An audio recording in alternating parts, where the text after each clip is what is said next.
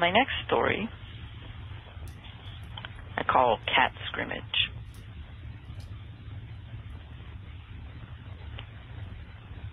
My roommate woke me out of a sound sleep. I blearily looked at the clock.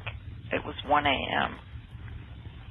With some urgency, my roommate said, "The cats are all gathered in the kitchen, and they are staring at the cabinet. It's very strange, and it's creeping me out." Going downstairs, I discovered it was indeed as she said. 6 cats were gathered in a semicircle, and all of them had their gaze intensely focused on one cabinet door. I listened, but did not hear anything. Clearly they did, however. I opened the cabinet door and gazed at the cereal boxes, which looked as unassuming as they usually did. However, when I moved one, I saw what the problem was. A young mouse had fallen between the boxes, and in trying to get out, the scrabbling sound of his claws must have alerted the cats.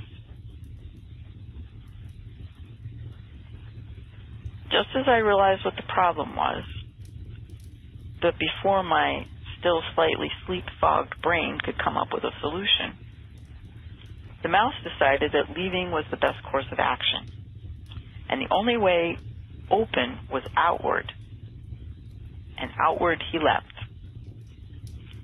I went into panic mode. The poor little guy did not stand a chance on the floor with the eager cats. Looking down, I tried to see where he had gone, as did the cats, who were wildly looking around. I couldn't see him anywhere.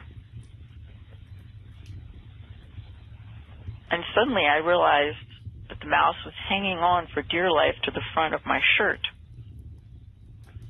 The moment I had that realization, he lost his grip and fell to the floor, right into the middle of what was now a circle of cats. What happened next must have looked like some demented version of a hockey scrum.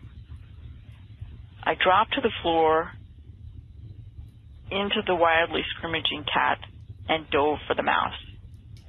Somehow, I managed to emerge from the huddle with the mouse in my hand. Oddly, he seemed unfazed by the whole experience. Perhaps he was simply frozen with fear.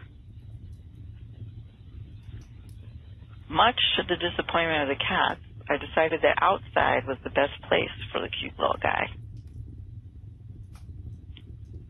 When I placed him on the ground at my feet, I thought for sure that he would fearfully dart off under the shed. Nope.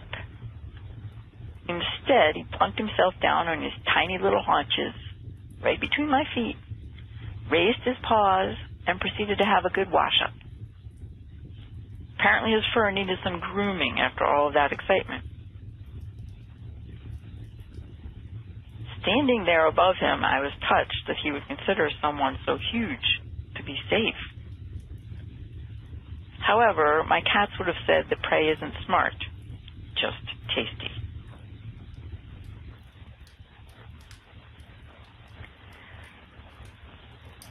So,